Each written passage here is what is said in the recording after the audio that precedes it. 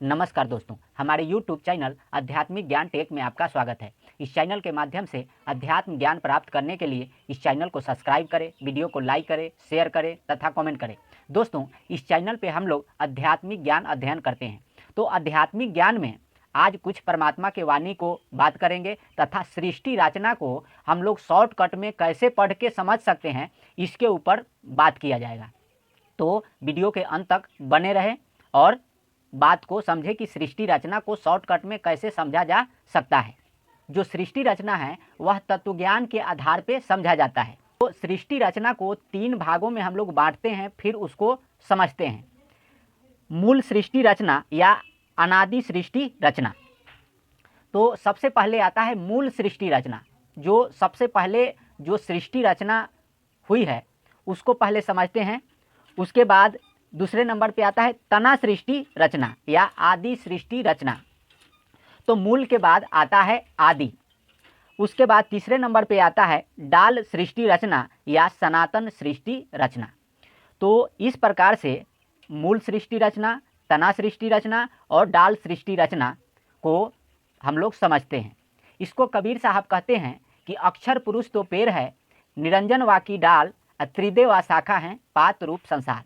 लेकिन अक्षर पुरुष जो तना वाला सृष्टि है, उसके पहले जो सृष्टि है, जो सृष्टि के मूल है, अनादि सृष्टि रचना, वह निरक्षर ब्रह्म का सृष्टि है। तो मेन सृष्टि रचना वही है और उसी से सब सृष्टि उत्पन्न होता है और रचा जाता है। तो सबसे पहले 1 नंबर पे अनादि पुरुष मूल परमात्मा निरक्षर ब्रह्म का सृष्टि है। उसके बाद दूसरे नंबर पे आदि पुरुष तना पर ब्रह्म या अक्षर ब्रह्म का सृष्टि है। तीसरे नंबर पे सनातन पुरुष डाल ब्रह्म ईश्वर का सृष्टि है। तो इस प्रकार से मूल सृष्टि, तो जो मूल सृष्टि है उसको अनादि सृष्टि कहा जाता है और जो तना सृष्टि है उसको आदि सृष्टि कहा जाता है और जो सनातन सृष्टि है उसको डाल सृष्टि कहा जाता है। अनादि ब्रह्म निरक्षर ब्रह्म का 88,000 द्वीप में सतपुरुष का सृष्टि है। तो जो अनादि ब्रह्म का है, निरक्षर ब्रह्म का सृष्टि, वह 88,000 द्वीप में सृष्टि है, जो अनादि सृष्टि है। उसके बाद आदि पुरुष पर ब्रह्म या अक्षर ब्रह्म या तत् ब्रह्म उसी को कहा जाता है, 16 द्वीप में तत्पुरुष का सृष्टि है। तो जो आदि पुरुष जो तना वाला ब्रह्म है उनका 16 द्वीप में सृष्टि है और सनातन पुरुष ब्रह्म ईश्वर देव निरंजन का जो सृष्टि है 7 द्वीप में सृष्टि है। तो सनातन पुरुष जो ब्रह्म डाल वाले कहा गया है शास्त्रों में, उनका 7 द्वीप में सृष्टि है और जो तना वाला सृष्टि जिसको तत् ब्रह्म, पर ब्रह्म, अक्षर ब्रह्म के नाम से जानते हैं, जिनका 16 द्वीप में सृष्टि है, वह अक्षर पुरुष का सृष्टि है, उनको परमेश्वर भी कहा जाता है। और जो पार ब्रह्म परमेश्वर हैं, निरक्षर ब्रह्म हैं या अनादि सृष्टि है, तो अनादि ब्रह्म का सृष्टि 88,000 द्वीप में सृष्टि है। तो इसी को अनादि ब्रह्म, आदि ब्रह्म और सनातन ब्रह्म के नाम से हम लोग जानते हैं। तो जो अनादि पुरुष परमेश्वर मूल वाला परमात्मा है, जो 88,000 द्वीप के सृष्टि के मालिक धनी परमात्मा हैं, वही पूजा चौका पे पूज्य परमात्मा है। तो वही मूल परमात्मा जो है उनके पूजा के लिए शास्त्रों में बताया गया है, सारे शास्त्रों में, जिसको कबीर साहब कहते हैं, यह कल युग आयो अबे, सतपुरुष न पूजे कोई, कामी क्रोधी मस्करा तिनकी पूजा होई। तो कलयुग में लोग भटक जाते हैं भक्ति मार्ग से और परमात्मा को त्याग करके मनमाना आचरण करने लगते हैं। तो इसको कबीर साहब कहते हैं कि यह कल युग आयो अबे, सतपुरुष न पूजे कोई, कामी क्रोधी मस्करा तिनकी पूजा होई। तो सतपुरुष का मतलब होता है पूज्य पुरुष, जिनकी पूजा की जा सके। तो पूजा का मतलब ये नहीं होता है कि सब घर बार सब कुछ त्याग करके और उसी में लग जाना। पूजा का मतलब होता है उस परमात्मा को आपदा विपदा में याद करना, कृतज्ञ रहना और उस परमात्मा के अनादि निरक्षर ब्रह्म के नाम में यज्ञ और सुकृत कर्म और धर्म को समर्पण करना और अपने आप को समर्पण करना। यही पूजा का मूल अर्थ है और उस परमात्मा को पूजा चौका पे विराजमान करके दंडवत प्रणाम करना और यज्ञ के निमित्त जीवन जीना। कलयुग का अर्थ होता है झूठ, छल, कपट, राग, द्वेष, ईर्ष्या, घृणा। यह जिस व्यक्ति के अंदर समा गया वह व्यक्ति सत्पुरुष यानी पूज्य पुरुष कबीर देव को छोड़कर उन देवताओं को पूजते हैं जो पूज्य नहीं हैं।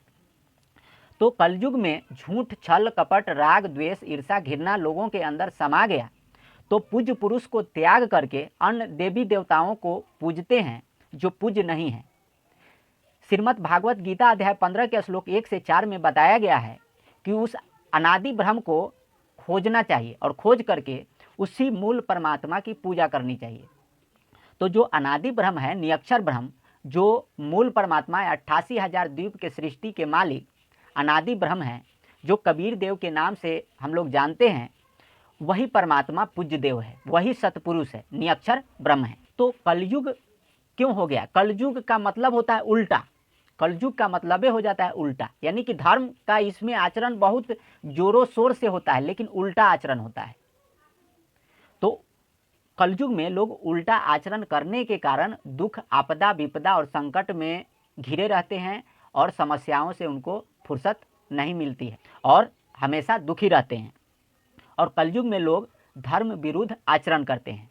तो इसके लिए आपको धर्म अनुकूल आचरण करना होगा। तो इसमें क्या होता है, जो यज्ञ, हवन, दान, प्रणाम करते हैं वो निरक्षर ब्रह्म के नाम में करना होगा, तब जाकर के उसका फल सात्विक मिलेगा और लोग सुखी होने लगेंगे। क्योंकि हम लोगों को ये बातें भली भांति समझना चाहिए कि किसी व्यक्ति के पास एक बाइक भी है, तो बाइक के दोनों चक्का पे आधा आधा लीटर पेट्रोल और 1 लीटर पेट्रोल में दोनों चक्के पे आधा आधा लीटर पेट्रोल पटा देता है, तो उसका बाइक कितना माइलेज देगा। लेकिन उसी पेट्रोल को टंकी का ढक्कन खोल करके उसमें डाल करके 50 किलोमीटर तक सर्वाइव किया जा सकता है। तो हम लोग धर्म का आचरण करते हैं, लेकिन उस आदि पुरुष परमेश्वर मूल वाले को छोड़ करके अन्य नाम में यज्ञ, हवन, दान करते हैं, धर्म करते हैं, तो वो तामस हो जाता है और तामस कर्मों का फल गीता में भगवान बताएं कि 0 हो जाता है। तो आदि पुरुष परमेश्वर जो मूल वाले हैं, उस मूल वाले के नाम को उच्चरित करके तब जाकर के यज्ञ, हवन, दान, प्रणाम किया जाता है, तो उसका फल उत्तम बताया गया है। और उत्तम कर्मों का जो फल है वो सुख देने वाला है, सुकृत कर्म बताया गया है उसको। तो सुकृत कर्म में, उत्तम कर्म में सत्य शब्द का प्रयोग किया जाता है। तो कभी भी यज्ञ, हवन, दान, प्रणाम हम लोग करें तो सत्य शब्द को पहले मन में उच्चरित करके फिर करें, तो उसका फल सुखदायी होगा। कबीर साहब समझाते हैं, कोटि कोटि तीरथ करे, कोटि कोटि करु धाम, जब लग सत्पुरुष न पूजई, तब लग कच्चा काम। हम लोगों ने कोटि तीर्थ व्रत धाम भ्रमण किए, लेकिन उस आदि पुरुष परमेश्वर के नाम को त्याग कर कितना भी यज्ञ, धर्म किए, फिर भी आपका किया हुआ धर्म तामस ही रहा। कोटि कोटि तीर्थ करी आ कोटि कोटि करी धाम, आ जब लग सत्पुरुष न पूजई, तब लग कच्चा काम। तो कितना भी हम लोगों ने धाम पे भ्रमण किया, कोटि यज्ञ किया, दान किया, लेकिन उस सत्पुरुष के नाम को उच्चरित करके नहीं किए, तो कच्चा काम हुआ। हम लोगों के मूल संस्कार में धर्मराय ने उस चीज़ को नहीं एंट्री किया। तो इसलिए मेन काम दुखों का बुलावा हम लोग स्वयं कर लेते हैं। सृष्टि रचना के ऊपर, इसीलिए बार बार सृष्टि रचना के ऊपर बात किया जाता है। तो उस सृष्टि रचना को 3 प्रकार से हम लोग भागों में बांटते हैं और तब समझते हैं। तो जो डाल वाला सृष्टि है वो सनातन पुरुष ब्रह्म का है, और तना वाला सृष्टि है वो अक्षर पुरुष पर ब्रह्म का है, और मूल वाला सृष्टि है वो अनादि पुरुष परम अक्षर ब्रह्म पूज्य परमात्मा कबीर देव का है। तो इस प्रकार से हम लोग 3 कैटेगरी में अनादि, आदि और सनातन बांट करके तब सृष्टि रचना को शास्त्रों में पढ़ते हैं, समझते हैं। सृष्टि रचना अगर आप शास्त्रों में पढ़कर समझना चाहते हैं, आप सृष्टि रचना को 3 भागों में बांटकर शास्त्रों में पढ़कर समझ सकते हैं। तो सृष्टि रचना अगर जो हम लोग पढ़ करके समझना चाहते हैं शास्त्रों में, तो सृष्टि रचना को 3 भागों में बांट करके और शास्त्रों में पढ़ के समझ सकते हैं। नंबर 1 पे आता है, पहले नंबर, अनादि ब्रह्म के द्वारा या निरक्षर ब्रह्म के द्वारा सृष्टि रचना। तो सबसे पहले नंबर पे आता है अनादि ब्रह्म, निरक्षर ब्रह्म, पार ब्रह्म परमेश्वर के द्वारा सृष्टि रचना। फिर दूसरे नंबर पे आता है आदि ब्रह्म या पर ब्रह्म या अक्षर ब्रह्म के द्वारा सृष्टि रचना। तो दूसरे नंबर पे जो सृष्टि रचना आता है पर ब्रह्म, अक्षर ब्रह्म, तत्पुरुष के अंदर सृष्टि रचना। फिर तीसरे नंबर पे आता है सनातन ब्रह्म या सनातन पुरुष के द्वारा सृष्टि रचना। तो तीसरे नंबर पे सनातन पुरुष, सनातन ब्रह्म के द्वारा सृष्टि रचना आता है। तो इसको हम लोग उदाहरण के माध्यम से समझते हैं और इसी के आधार पे सृष्टि रचना और सारे ब्रह्मांड चक्कर लगाते हैं। और जो मूल परमात्मा के अंदर से जो एनर्जी होता है वो सुपीरियर एनर्जी होता है, जिसको नियक्षर ब्रह्म के नाम से हम लोग जानते हैं। उसके नीचे जिसको आदि ब्रह्म कहते हैं, उनके अंदर से हायर एनर्जी है और सनातन पुरुष के अंदर लोअर एनर्जी है। तो जो ब्रह्म है लोअर एनर्जी, पर ब्रह्म हायर एनर्जी और पार ब्रह्म नियक्षर ब्रह्म सुपीरियर एनर्जी, इस प्रकार से हम लोग जानते हैं। तो इसको उदाहरण के तौर पे हम लोग समझते हैं, ये हाथ को हम एग्जाम्पल के तौर पे रखते हैं।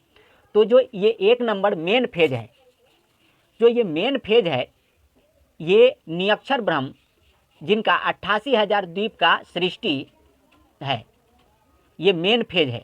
और ये सेकेंड फेज पर ब्रह्म, अक्षर ब्रह्म, ये 16 द्वीप के सृष्टि के मालिक हैं। और ये तीसरे सनातन पुरुष जो ब्रह्म हैं, ईश्वर या सनातन पुरुष कहिए, इनका 7 द्वीप में सृष्टि है। 7 द्वीप, 16 द्वीप और 88,000 द्वीप पूज्य पुरुष, सतपुरुष, अनादि ब्रह्म का सृष्टि है। तो सबसे ऊपर अनादि ब्रह्म का सृष्टि है और ये बीच में अक्षर ब्रह्म, पर ब्रह्म का सृष्टि है और ये नीचे ब्रह्म भगवान देव निरंजन का सृष्टि है। तो इस प्रकार से सृष्टि है। ब्रह्म भगवान जब अपने 7 द्वीप में सृष्टि रचना करते हैं, सृष्टि का विस्तार करते हैं, तो 2 रूप में सृष्टि का विस्तार करते हैं, निर्गुण और सगुण। तो निर्गुण ब्रह्म से सगुण होकर के जब सृष्टि का विस्तार करते हैं, तो महेश्वर, जिनको ईश ओम नाम से कहा जाता है, और इनकी पत्नी दुर्गा जी से जो सृष्टि उत्पन्न होता है वह 9 खंड में सृष्टि उत्पन्न होता है। महेश्वर और महेश्वरी ओम भगवान से जो सृष्टि उत्पन्न होता है वो 9 खंड में होता है। तो महेश्वर और महेश्वरी जी के जो पुत्र हैं वो विष्णु जी हैं। विष्णु जी 64,000 दिव्य वर्ष तक तप करके महतत्व प्राप्त किए और फिर महतत्व से त्रिगुणात्मक सृष्टि का विस्तार हुआ है। ब्रह्म भगवान महेश्वर सगुण ब्रह्म के अंतर्गत जो त्रिगुणात्मक सृष्टि उत्पन्न होता है, तो भगवान विष्णु जी 3 रूप बनाते हैं, क्षीरदकाशयी विष्णु जी, गर्भोदकाशयी विष्णु जी और महाविष्णु जी। तो महाविष्णु जी में जो सृष्टि है वो तम खंड कहा जाता है। गर्भोदकाशयी विष्णु जी का जो है उसको रज खंड कहा जाता है और क्षीरदकाशयी विष्णु जी का जो सृष्टि है उसको सत्य खंड या सुख सागर कहा जाता है। जो उत्तम कर्म करने वाले, जो सुकृत कर्म करने वाले जो भक्त जन होते हैं उस लोक में जाते हैं। इस प्रकार से जिनको भगवान कहा जाता है त्रिलोकीनाथ, वह 3 खंड के सृष्टि के मालिक हुए। और 9 खंड का जो राज है महेश्वर और महेश्वरी दुर्गा जी का है और 7 द्वीप का जो राज है ईश्वर देव निरंजन और ईश्वरी देवी जी का है और 16 द्वीप का जो राज है वह अक्षर पुरुष, पर ब्रह्म, परमेश्वर कहिए या तत्पुरुष कहिए, उनके अंतर्गत आता है। और 88,000 द्वीप के सृष्टि के मालिक कहिए या धनी परमात्मा कहिए, नियक्षर ब्रह्म, पूज परमात्मा, परम अक्षर ब्रह्म परमात्मा कबीर देव के अंतर्गत उसको रख करके समझा जाता है। तो 88,000 द्वीप, 16 द्वीप, 7 द्वीप, तो 7 द्वीप और 9 खंड। तो 9 खंड में जो 3 खंड बना, सतखंड, रजखंड, तमखंड, तो ये 3 खंड के मालिक महेश्वर और महेश्वरी के जो पुत्र विष्णु जी, जो 2 भुजा के भगवान क्षीरदकाशयी विष्णु जी कहते हैं, उनको भगवान कहा जाता है। तमखंड, रजखंड, सतखंड के मालिक। तो तमखंड में महाविष्णु जी का लोकांतर पड़ता है। महाविष्णु जी का जो 7 द्वीप, 9 खंड, 3 लोक और इसके पीछे जो देवों की पदवी है उसको हम लोग समझ लेते हैं। तो ये हाथ को एग्जाम्पल के तौर पे रखते हैं और ये कनिष्ठ उंगली है, इसको कहते हैं भगवान।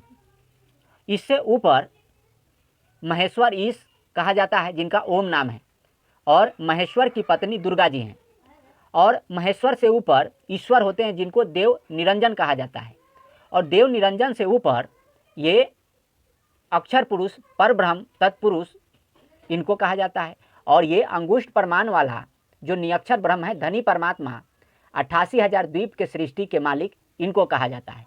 जो वेदांत दर्शन में अंगुष्ठ प्रमाण वाला पूज्य परमात्मा बताया गया है वहाँ कि जो अंगुष्ठ प्रमाण वाला ब्रह्म है वही मूल ब्रह्म है और उसी की पूजा करनी चाहिए।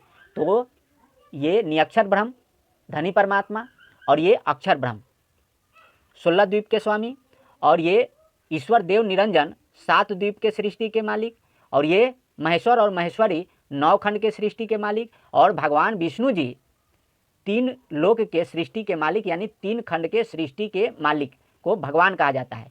तो ये जो 3 खंड के सृष्टि के मालिक हैं, तमखंड, रजखंड और सतखंड। तो तमखंड में महाविष्णु जी, रजखंड में गर्भोदकाशायी विष्णु जी, और सतखंड में क्षीरदकाशायी विष्णु जी, जो कि गीता में बताया गया है कि उत्तम कर्म करने वाले जो लोग होते हैं ऊर्ध्व लोक को जाते हैं। तो उत्तम कर्म यानी सुकृत कर्म करने वाले जो लोग होते हैं भगवान विष्णु जी के लोक में जाते हैं, जो 2 भुजा के भगवान हैं। और क्षीरदकाशायी विष्णु जी का जो लोक है वो सतखंड में आता है। जो उत्तम कर्म करने वाले लोग, सुकृत कर्म करने वाले लोग वहाँ जाते हैं, अभोगों को भोग करके पुनः कर्म करने के लिए आते हैं। तो तमखंड, रजखंड, सतखंड। तो तमखंड में महाविष्णु जी, तो महाविष्णु जी में इसमें 3 खंड बनता है। तो जो त्रिविध अहंकार से उत्पन्न देवता होते हैं, सात्विक अहंकार, राजस अहंकार अहंकार और तामस अहंकार। तो सात्विक अहंकार को धारण करने वाले जो विष्णु जी हैं उनका खंड बनता है। फिर राजस अहंकार धारण करने वाले जो उसके अधिष्ठाता देवता हैं ब्रह्मा जी, उनका खंड बनता है। और तामस अहंकार धारण करने वाले जो देवता शंकर जी हैं उनका भी खंड बनता है। तो महाविष्णु जी के अंतर्गत जो त्रिविध अहंकार से उत्पन्न देवता होते हैं, ब्रह्मा, विष्णु और शंकर जी को देवता कहा जाता है। तमोगुण को धारण करते हैं महाविष्णु जी, रजोगुण को धारण करते हैं गर्भोदकाशायी विष्णु जी, और सतोगुण को धारण करते हैं क्षीरदकाशायी विष्णु जी। तो ये तमोगुण को धारण करने वाले महाविष्णु जी तम खंड में, यहाँ त्रिविध अहंकार से उत्पन्न 3 देवता ब्रह्मा जी, विष्णु जी, शंकर जी को देवता कहा जाता है। तो ब्रह्मा जी के अंतर्गत 14 भुवन आते हैं, 14 लोग।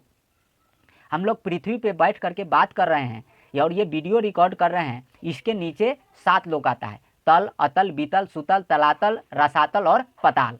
और इसके ऊपर भी 7 लोक आता है, भूलोक, भूअरलोक, जनलोक, तपलोक, महरलोक, और सबसे ऊपर आता है सत्यलोक। तो ये 14 जो लोक हो गया ब्रह्मा जी का। फिर 14 लोक फिर विष्णु जी का आता है। फिर रुद्र और शंकर जी का 28 भुवन आता है, 28 लोक। और फिर महेश्वर का 56 लोक आता है, फिर शून्य आता है। तो इस प्रकार से एक खंड बनता है जिसको तम खंड कहते हैं। तो ये महाविष्णु जी का हो गया, फिर गर्भोदकाशायी विष्णु जी का, फिर क्षीरदकाशायी विष्णु जी का। इसी प्रकार से महेश्वर और महेश्वरी जी जो हैं ये 9 खंड के सृष्टि के मालिक हैं। और ईश्वर 7 द्वीप के सृष्टि के मालिक हैं। और जो परब्रह्म है जिनको अक्षर पुरुष कहा जाता है वह 16 द्वीप के सृष्टि के मालिक हैं। और जो सत्पुरुष, निरक्षर ब्रह्म, पूज्य पुरुष परमात्मा जिनको कहा जाता है सुपीरियर एनर्जी, सुप्रीम पावर, वह 88,000 द्वीप के सृष्टि के मालिक हैं। तो इस प्रकार से सृष्टि रचना पढ़ के हम लोग शास्त्रों में समझते हैं। और मूल वाला परमात्मा, डाल वाला परमात्मा, और इस सब को तत्व से जान करके उस मूल परमात्मा की पूजा करते हैं।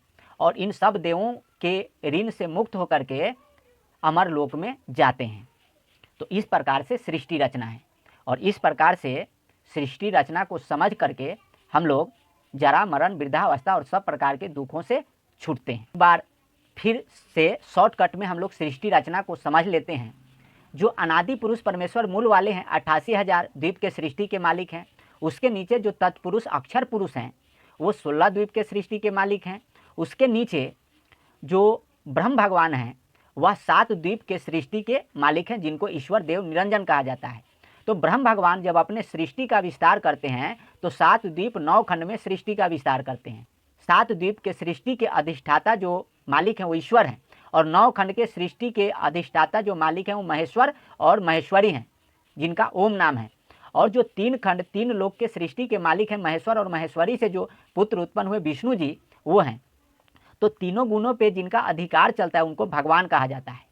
तो 3 गुण से त्रिविध अहंकार जो उत्पन्न हुआ है उसको देवता कहा जाता है। सात्विक अहंकार, राजस अहंकार, तामस अहंकार। तो सबसे नीचे ब्रह्मा जी का लोक पड़ता है। ब्रह्मा जी के अंतर्गत 14 लोक आता है। तो 14 लोक में हम लोग पृथ्वी पे बैठ करके वीडियो रिकॉर्ड कर रहे हैं और ये सारे बात कर रहे हैं। इसके नीचे 7 लोग, ऊपर 7 लोग। इसी प्रकार से फिर विष्णु जी का लोक है और फिर इसके ऊपर शंकर जी और रुद्रदेव का लोक है। 14 लोक बनता है।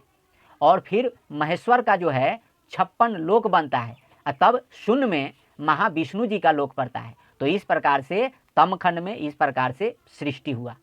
और इसी प्रकार से सृष्टि रचना को शॉर्टकट में पढ़ के हम लोग समझते हैं। तो पुराणों में भी सृष्टि रचना है, फिर वेद में भी सृष्टि रचना है। तो इस प्रकार से वेद, कतेब और स्वसम वेद तक सब में सृष्टि रचना पढ़ के हम लोग समझते हैं। उस मूल परमात्मा को तत्वज्ञान के द्वारा हम लोग पूजा करके और जरा मरण वृद्धावस्था और सब प्रकार से छूट करके अमर लोक में मोक्ष प्राप्त करते हैं। तो शॉर्टकट में इस प्रकार से हम लोग 3 भाग में बांट करके सृष्टि रचना को समझते हैं और पढ़ते हैं। तो इस प्रकार से आध्यात्मिक ज्ञान और आध्यात्मिक वीडियो देखने के लिए हमारे YouTube चैनल को सब्सक्राइब करें, वीडियो को लाइक करें, शेयर करें, कमेंट करें। फिर मिलते हैं अगले वीडियो में। तब तक के लिए नमस्कार।